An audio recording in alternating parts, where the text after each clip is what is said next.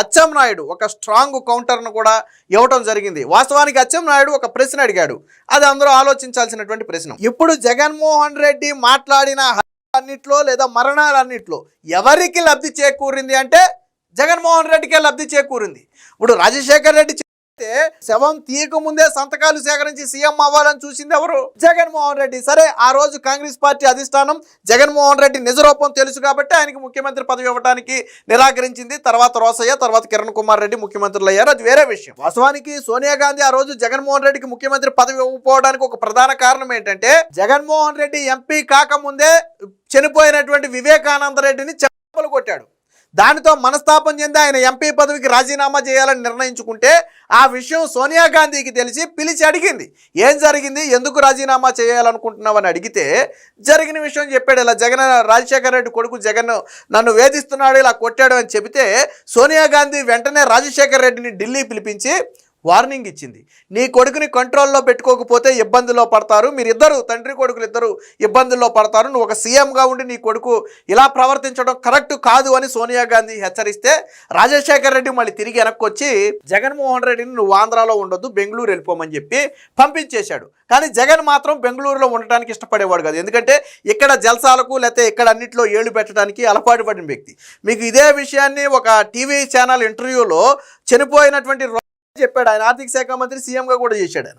So ఆయన ఒక మాట చెప్పాడు, విజయమ్మ తరచూ నా దగ్గరకు వచ్చి బాధపడుతుండేది, రాజశేఖర్ రెడ్డి ఏమో జగన్ని దూరంగా నువ్వు బెంగళూరులో ఉండంటాడు, జగన్ ఏమో నేను అక్కడ ఉండను ఇక్కడే ఉంటానంటాడు, సో నాకు పెద్ద తలనొప్పి అయిపోయిందని బాధపడుతుందని చెప్పారు అని చెప్పి స్వయంగా రోసయ్య ఒక టీవీ ఇంటర్వ్యూలో చెప్పినటువంటి పరిస్థితి. అంటే ఆ రోజు ఈ నైజం తెలుసు కాబట్టే, తాను ఎంపీ కాకముందే తన బాబాయిని చెంపదెబ్బలు కొట్టాడు అని తెలుసు కాబట్టే సోనియా గాంధీ ఏం చేసిందంటే సీఎం పదవి ఇవ్వాల. సోనియా గాంధీకి మరొక అనుమానం ఎక్కడ వచ్చిందంటే, అరే ఎవరైనా సరే సొంత తండ్రి చనిపోయాడు అనుకోండి ఇంట్లో, అసలు ఆ క్షణం మనకేమీ మైండ్ అంతా బ్లాక్ అయిపోద్ది, మనకి ఏమీ తెలియదు. అందులోనూ ఆరోగ్యంగా తిరిగే వ్యక్తి సడన్గా ప్రమాదవశాత్తు వార్త వస్తే మైండ్ బ్లాక్ అయిపోద్ది, మనకేమీ తెలియదు, అసలు ఏమీ చేయలేము, ఏమీ ఆలోచన రాదు.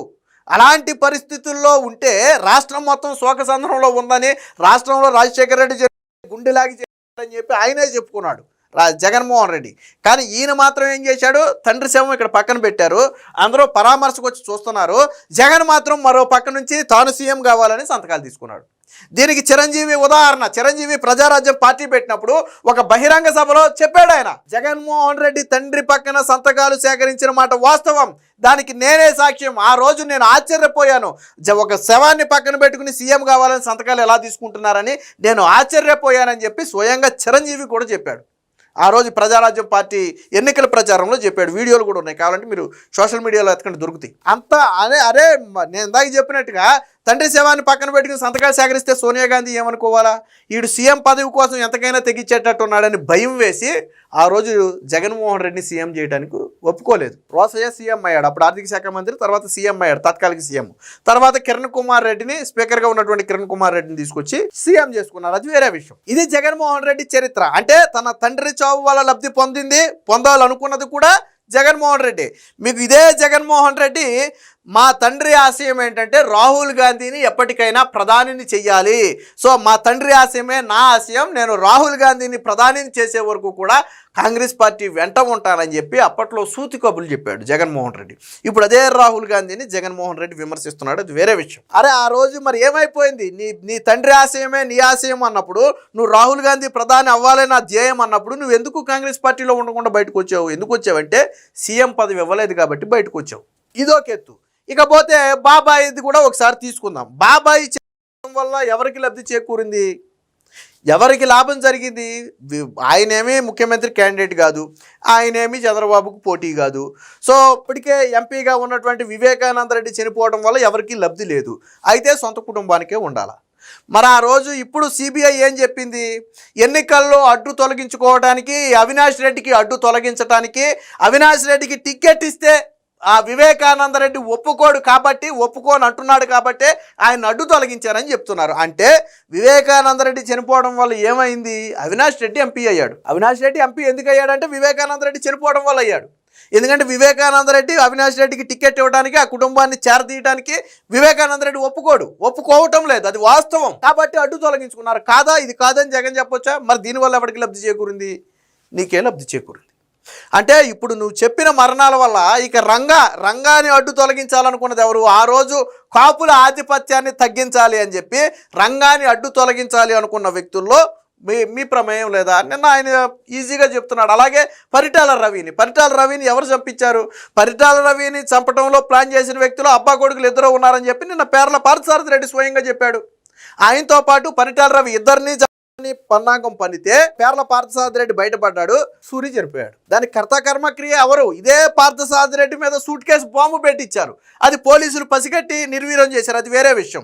దాని వెనుక కూడా జగన్ ఉన్నాడు. తర్వాత అప్పట్లో రాజకీయ పలుకుబడి ఉపయోగించి జగన్ పేరుని ఈ సూట్ కేసు బాంబు నుంచి తప్పించారు అప్పట్లో. ఇది కూడా స్వయంగా ఆయనే చెప్పాడు నిన్న. అంటే నువ్వు చెప్పినటువంటి హత్యల్లో అన్నిట్లో కూడా అంతిమంగా కొద్దో గొప్ప లబ్ధి పొందాలని ప్రయత్నం చేసింది మీరే. ఇదే విషయాన్ని నిన్న ఆయన కూడా చెప్పాడు, మంత్రి అచ్చెన్నాయుడు కూడా చెప్పాడు. ఒకసారి చూద్దాం ఏం చెప్పాడు. ఆ చావులతో లబ్ధి పొందింది జగనే, ఆస్తులు అధికారం కోసం ఎంతకైనా తెగించడం ఆయన నైజం, రాజారెడ్డిని హత్య చేసిన వారి ఆస్తుల ధ్వంసం, బుల్డోజర్లతో ఇళ్లు కూల్చివేత, నిందితుల్లో అందరినీ చంపేశారు, మిగిలిన పార్థసారథి మాత్రం ఊతకర్రతో నడుస్తున్నాడు. విలేకరుల సమావేశంలో జగన్ తీరును తూర్పారబట్టిన అచ్చెన్నాయుడు. వాస్తవానికి ఈ రాజారెడ్డి హత్య కేసుకు సంబంధించి 11 మందికి జీవిత ఖైదు శిక్ష కూడా విధించారు. అందులో 10 మందిని చంపేశారని చెప్పి, అందరినీ చంపేశారని చెప్పి అచ్చెన్నాయుడు కూడా చెప్తున్నాడు. ఇక ఇందులో మిగిలింది ఎవరయ్యా అంటే ప్రస్తుతం ఉన్నటువంటి పేర్ల పార్థసారథి రెడ్డి. ఈయనే జగన్మోహన్ రెడ్డి నైజం కానీ, రాజశేఖర్ రెడ్డి నైజం కానీ, లేదా రాజారెడ్డి నైజం కానీ బయటపెట్టింది ఈ వ్యక్తి. సో ఈ వ్యక్తి ఏంటంటే ఇప్పుడు నడవలేనటువంటి పరిస్థితిలో ఉన్నాడు. ఎప్పుడో జరిగిన ఘటనలు ఇవి. సో అంటే ఎవరైతే రాజారెడ్డి హత్యలో పాల్గొన్నారు అనుకున్నారో వాళ్ళందరినీ కూడా అంతమొందించారు. కానీ నిన్న జగన్ ఏమంటాడు? మా తాతను చంపిన వాళ్ళ జోలికి కూడా నేను పోలేదు, ఎంతమంది చూడను అంటాడు. కానీ ఆల్రెడీ ఆర్థికంగా, రాజకీయంగా అన్ని రకాలుగా వాళ్ళని దెబ్బతీసి చివరికి వాళ్ళ ప్రాణాలు కూడా తీసేశారు. మరి ఇంకా ఎవరు మిగిలారంటే బహుశా పార్థసారథిని చంపలేదు కాబట్టి అందరినీ వదిలేసామని చెప్పే ప్రయత్నం చేశాడేమో తెలియదు. కానీ ఇదే విషయాన్ని నేను అచ్చెన్నాయుడు కూడా మాట్లాడాడు. రాజారెడ్డి నుంచి వివేకానంద రెడ్డి వరకు ప్రతి చావుకు అంతిమ లబ్ధిదారుడు జగనేనని, శవాల దగ్గరికి వెళ్ళి దొంగ ఏడుపులు ఏడుస్తూ తనకెవరూ లేరని నటించడంలో ఆయనకు అలవాటుగా మారిందని చేశారు. వైకాపా ఒక గొడ్డలి పార్టీ, దానికి సమాజానికి హానికరం అనే ఒక ట్యాగ్ లైన్ కూడా ఇస్తున్నాం. రాజకీయ ముసుగు వేసుకున్న జగన్ లాంటి వ్యక్తులు రాజకీయాల్లో ఉండేందుకు అనర్హులను ధ్వజమెత్తారు. సచివాలయంలో ఈయనైతే మాట్లాడారు. గురువారం జగన్ చెప్పినవన్నీ పచ్చి అబద్ధాలని మండిపడ్డారు. 5 ఏళ్ల వైకాపా పాలనలో రాష్ట్రాన్ని చిన్నాభిన్నం చేసి అన్ని వర్గాలను వేధించారు. కార్యకర్తలు, ప్రజల నుంచి ఒత్తిడి వస్తున్నా హింసకు హింస సమాధానం కాదని, మంచి పనులు చేసి ప్రజాభిప్రాయం పొందాలని చంద్రబాబు సూచిస్తున్నారు. అందుకే 2 ఏళ్లుగా రాష్ట్రం ప్రశాంతంగా ఉంది. ఇక్కడ ఇంకోటి ఏంటంటే నిన్న చంద్రబాబు గారి మీద కొన్ని కీలక వ్యాఖ్యలు చేశాడు జగన్. అంటే ఒక రకంగా రాజకీయంగా ఎదుర్కోలేనప్పుడు చేసేటువంటి వ్యాఖ్యలు ఇవి. చంద్రబాబు నాయుడు గుండెపోటు వచ్చి పోతాడేమో, ఇప్పటికే 75-76 ఏళ్ళు వచ్చాయి, వచ్చే ఎన్నికల నాటికి 80 ఏళ్ళు వస్తాయి. బహుశా మొన్న జరిగిన ఎన్నికలే ఆయన లాస్ట్ ఎన్నికలేమో. మావిగన్ అనే పేరెడితే నిదటోనే గుండెపోటు వచ్చి పోతాడేమో, ఈ టైప్ మాటలు మాట్లాడాడు. అంటే జగన్మోహన్ రెడ్డిలో అసంతృప్తి ఏ స్థాయికి చేరిందంటే ఇక చంద్రబాబు అనే వ్యక్తి ఉండగా జగన్మోహన్ అనే వ్యక్తి రాజకీయంగా బ్రతికి బట్ట కట్టలేడు అని భావించి ఈరోజు చంద్రబాబు కూడా కోరుకుంటున్నటువంటి వ్యక్తి జగన్మోహన్ రెడ్డి. నువ్వు చంద్రబాబు గారిని విమర్శించడానికి వయసేమి అడ్డు కాదే. ఆయన 76 ఏళ్ల వయసులో 26 ఏళ్ల యువకుళ్లాగా పనిచేస్తున్నాడు. ఆయన ఈ రోజుకి క్షణం తీరిక లేకుండా దేశం మొత్తం తిరగల దమ్ము, ధైర్యం, సత్తా చంద్రబాబు గారికి ఉంది. ఆయన తిరుమల నడుచుకుంటా తిరుమల కొండ ఎక్కగలడు ఈ రోజుకి. నువ్వు కొండ సంగ దేవుడెరుగు, కనీసం వంగును కొబ్బరికాయ కొట్టలేవు. నీ కోసం పైకి లేపి కొబ్బరికాయ కొట్టించాలి. నువ్వు ఈరోజు చంద్రబాబు గారి గురించి మాట్లాడుతున్నావు. వంగిన కొబ్బరికాయ కొట్టలేను నువ్వు, తిరుమల కొండను ఏకబికిని ఎక్కగలిగే చంద్రబాబు గారు ఒకటే ఎలా అవుతారా జగన్మోహన్ రెడ్డి? అంటే రాజకీయంగా చంద్రబాబుని ఎదుర్కోలేక ఆయన చావును కోరుకుంటున్నాను. నిజట్లోనే గుండెకి పోతాడేమో, మావిగాని పేరింటే పోతాడేమో. ఆల్రెడీ 80 ఏళ్ళు వచ్చేస్తాయి. వచ్చే ఎన్నికల నాటికి బహుశా అయ్యే చివరి ఎన్నికలేమో, మొన్న ఎన్నికలే చివరి ఎన్నికలేమో. ఏంటి మాటలు? అంటే రాజకీయంగా చంద్రబాబుని ఎదుర్కోలేము. చంద్రబాబు అనే వ్యక్తి ఉన్నంతకాలం జగన్మోహన్ రెడ్డికి రాజకీయ సమాధే తప్ప బ్రతికి బట్టగట్టే పరిస్థితి లేదు అని తెలిసి ఈరోజు ఆయన చావును కోరుకుంటున్నాం. మరి అది ఎంత నీచం జగన్మోహన్ రెడ్డి? అంటే రాజకీయంగా ఎదుర్కొనే దమ్ము లేనప్పుడు మానేసి ఇంట్లో కూర్చో. నాకు రాజకీయాలు చేత కాదని పార్టీని ఎత్తేయి, లేదా వేరొక పార్టీలో విలీనం చేసే ఏ కేఏ పాలో తీసుకోవడానికి సిద్ధంగా ఉంటాడు. నీ పార్టీని విలీనం చేసేయి. అంతేగాని చంద్రబాబు గారి ఇది మీద ఆయన వయసు మీద పడి ఏడుస్తున్నావు అంటే నువ్వు రాజకీయం నిజంగానే నీకు రాజకీయం చేత కాదు. చంద్రబాబు గారు నువ్వు ఎన్ని హింసలు పెట్టినా చంద్రబాబు గారు ఏ రోజు నీ చావు కోరుకోలేదే. జగన్ అనే వ్యక్తిని చంపాలనో నరకాలనో ఏ రోజు మాట్లాడలేదే. జగన్ అనే వ్యక్తి సావాలని ఏ రోజు మాట్లాడలేదే. ఏ టీడీపీ నేత మాట్లాడలేదే. మరి నువ్వెందుకు ఈరోజు చంద్రబాబు గారి గురించి మాట్లాడుతున్నావు అంటే ఆయన రాజకీయంగా ఎదుర్కోలేను అని నువ్వు డిసైడ్ అయిపోయావు. నీ మనసు నీకు చెబుతుంది, నీ బ్రెయిన్ నీకు చెబుతుంది చంద్రబాబు అనే వ్యక్తి ఉన్నంతకాలం జగన్మోహన్ రెడ్డికి రాజకీయ సమాధే తప్ప బ్రతికి బట్ట కట్టలేడు అని తెలుసు కాబట్టే ఈరోజు నువ్వు ఆయన చావును కోరుకుంటున్నావు. మరి దీన్ని ఎంతమంది హర్షిస్తారో చూడాలి. గుండెపోటుతో చనిపోతాడంటూ చంద్రబాబుపై వ్యక్తిగత దోషంలా అని చెప్పి ఈయన మాట్లాడాడు. దీనికి సంబంధించిన ఇంకో వార్త కూడా చూద్దాం. గుండెపోటుతో చంద్రబాబు చనిపోతారని చేపనార్థాలు పెట్టారు. 76 ఏళ్ల వయసులోనూ 26 ఏళ్ల యువకులుగా పనిచేస్తూ దేశానికే మార్గదర్శకంగా చంద్రబాబు గారు నిలిచారు. కనీసం కిందకు వంగి కొబ్బరికాయ కొట్టలేని జగన్ ఆయన పైన విమర్శలు చేయడం విడ్డూరంగా ఉందని చెప్పి విమర్శించారు. ఇక జగన్ క్రూరత్వం, రాజశేఖర రెడ్డి అరాచకాలు, రాజారెడ్డి దమనకాండ ఇవన్నీ కూడా రాష్ట్రానికి మొదటి నుంచి హానికరంగానే ఉన్నాయి. చరిత్ర నేటి యువతకు చాలా మందికి గత చరిత్ర తెలియకపోవచ్చు. నేటి యువతకు సాధారణంగా వివేకానంద రెడ్డి హత్య దగ్గర నుంచి ఐడియా ఉంటే ఉండుండొచ్చు.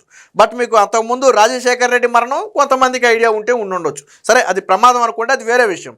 కానీ రాజారెడ్డి మరణం, వంగవీటి రంగా మరణం, పరిటాల సూరి హత్య ఇవన్నీ కూడా ప్రధాన కారణం ఎందుకు జరిగాయి, ఎవరు దీని హస్తం ఉందనేది నేటి యువతకు తెలియదు. వాటి గురించి చర్చించడం మొదలు పెడితే వాళ్ళ ఫ్యామిలీ హిస్టరీ తెలుస్తుంది. ఆ రోజు పరిటాల రవి కావచ్చు, వంగవీటి రంగాను కావచ్చు, వీళ్ళందరినీ అడ్డు తొలగించుకోకపోతే రాజకీయంగా మనం ఎదగలేము అని భావించి ఆ రోజు అడ్డు తొలగించారు.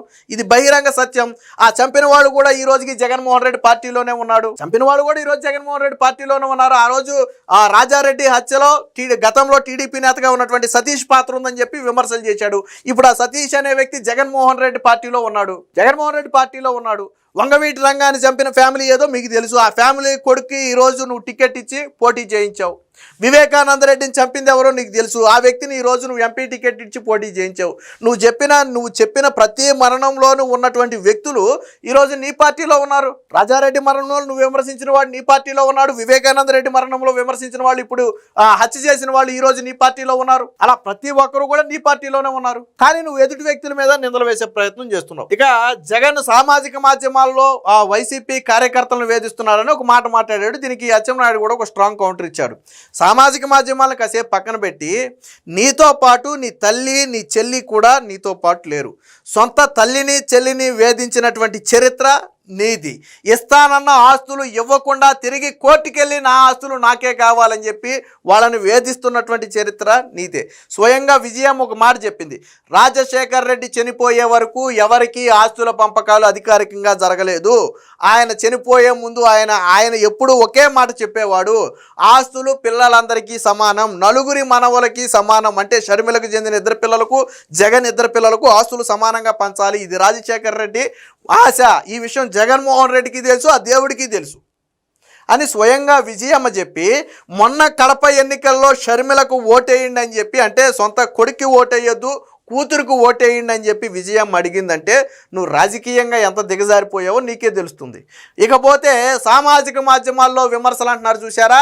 ఇక షర్మిలను, సునీతను బూతులు అప్పట్లో జగన్ ఇక్కడ అధికారంలో ఉండటంలో పాపం వాళ్ళు తెలంగాణలో కేసు పెట్టారు. వర్రా రవీంద్రారెడ్డి అనే వ్యక్తి చేసినటువంటి విమర్శలు చదివితే కళ్ళు, చెవులు, ముక్కు, నోరు అన్నీ మూసుకోవాలి మనం. ఎందుకంటే అంత దారుణమైనటువంటి విమర్శలు చేశారు.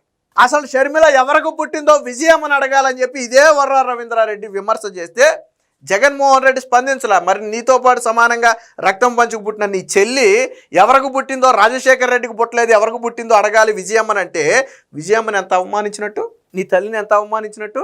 మరి అలాంటి వ్యక్తిని నువ్వేం చేయాలి? మక్కిలెరగొట్టి బొక్కలేయొద్దా నువ్వు? ఆ రోజు నువ్వు దాన్ని ఖండించొద్దా? నువ్వు ఖండించావా? షర్మిల చెప్తుంది వాళ్ళ మీద చేసినటువంటి వ్యక్తిగత దాడులన్నీ కూడా పార్టీ ఆఫీసు నుంచి, వైసీపీ పార్టీ ఆఫీసు నుంచి పనిగట్టుకుని కొంతమంది చేయిస్తున్నారని తెలిసి బాధపడ్డాను అని చెప్పి డైరెక్ట్గా షర్మిల చెప్పింది ఒక ఇంటర్వ్యూలో. నాకు తిట్టినందుకు బాధ కంటే కూడా ఇవన్నీ ఆర్గనైజ్డ్గా పార్టీ ఆఫీసు నుంచి చేయిస్తున్నారనే బాధ నాకు ఎక్కువగా ఉందని చెప్పి షర్మిల కన్నీరు పెట్టుకుంది. అంత నీచమైనటువంటి చరిత్ర మీది. ఇక నీకు తీర్పులు వ్యతిరేకంగా వస్తున్నాయని సోషల్ మీడియాలో ఆ న్యాయమూర్తుల కుటుంబాలని అమనాభూతులు తిట్టిస్తే తర్వాత దాని కేసుని సిబిఐకి ఇస్తే తీసుకెళ్లి బొక్కలో వేసారు. చరిత్ర మర్చిపోయావు జగన్మోహన్ రెడ్డి? నువ్వు చెప్పే ప్రతిదీ కూడా నీ పార్టీలో జరిగింది, ఈ పార్టీలో జరగలే. ఈ పార్టీలో ఏ కోర్టు కూడా ఇది తప్పు అని ఎక్కడ చెప్పలేదే. మొన్న ఏం చెప్పింది హైకోర్టు? ఏం చెప్పింది? సజ్జల భార్గవరెడ్డి విషయంలో హైకోర్టు ఏం చెప్పింది? సజ్జల భార్గవరెడ్డి చేసిన పని తప్పు, దారుణమే, నీచము, ముఖ్యమంత్రి మీద కావచ్చు, ముఖ్యమంత్రి కుటుంబ సభ్యుల మీద కావచ్చు, అంత నీచమైన వ్యాఖ్యలు ఎలా చేస్తారు? పోలీస్ శాఖ సరిగ్గా పనిచేస్తే అంత ధైర్యం ఎందుకు వస్తుందో వాళ్ళకని చెప్పి సజ్జల భార్గవరెడ్డి కేసు విషయంలో కోర్టు గడ్డి పెట్టింది. అలాంటి వారి మీద కఠిన చర్యలు తీసుకోమని ఆదేశాలు ఇచ్చింది. అంటే మీరు ఓడిపోయిన తరువాత కూడా మీ నీచ బుద్ధి మార్చుకోవాలా? జాతీయ గణాంకాల ప్రకారం అత్యంత నీచమైనటువంటి ఫేక్ ప్రచారంలో రాష్ట్రం మొదటి స్థానంలో ఉంది. దేశం మొత్తం 100% ఫేక్ ఉంటే ఒక ఆంధ్రప్రదేశ్లోనే 40% ఫేక్ ప్రచారం ఉంది. మీ పార్టీ చేస్తున్నటువంటి ప్రచారం అది. అంటే మొత్తం అన్ని వ్యవస్థలన్నీ కూడా నీకు అనుకూలంగా మారితేనే, న్యాయ వ్యవస్థ నీకు అనుకూలంగా తీర్పిస్తే మంచోళ్ళు, న్యాయ వ్యవస్థ నీకు వ్యతిరేకంగా తీర్పిస్తే చెడ్డోళ్ళు, పోలీసులు నీకు అనుకూలంగా పనిచేస్తే మంచోళ్ళు, పోలీసులు నీకు వ్యతిరేకంగా పనిచేస్తే చెడ్డోళ్ళు, అధికారులు నీకు అనుకూలంగా పనిచేస్తే మంచోళ్ళు, వ్యతిరేకంగా పనిచేస్తే చెడ్డోళ్ళు. నీకు నీ పార్టీకి అలవాటు అయిపోయింది. గుడ్డలోడు తీసి కొడతాం, సప్త సముద్రాలు అవతలున్న లాక్ వస్తాం. మొన్న పేర్ని నాని కూడా ఏదో చెప్పాడు, కమిషనర్ని, అడిషనల్ కమిషనర్ని తిప్పుతా, నా ఇంటి చుట్టూ తిప్పుతా, ఈ గుమ్మం ముందు నిలబెడతా, వాళ్ళతోనే సలాం కొట్టిస్తా. అంటే బరితెగింపు అనమాట. రేపు మేము అధికారంలోకి వస్తే అధికారుల్లో అంతు చూస్తామని చెప్పి బహిరంగంగా బెదిరిస్తున్నారు వీళ్ళు. ఇది వీళ్ళ చరిత్ర. వీళ్ళు ఇతర పార్టీ మీద ఇప్పుడు మనం మాట్లాడుకున్న మాటల్లో ఏదైనా సరే ఒక్క ఆరోపణ తెలుగుదేశం పార్టీ మీద ఉందా? తెలుగుదేశం పార్టీని కోర్టులు తప్పు పట్టడం కానీ, తెలుగుదేశం పార్టీ మీద ఇలా నీచమైనటువంటి కామెంట్లు చేశారు వాళ్ళ కార్యకర్తలైనా ఎక్కడైనా ఎప్పుడైనా కంప్లైంట్లు ఉన్నాయా? లేవు కదా.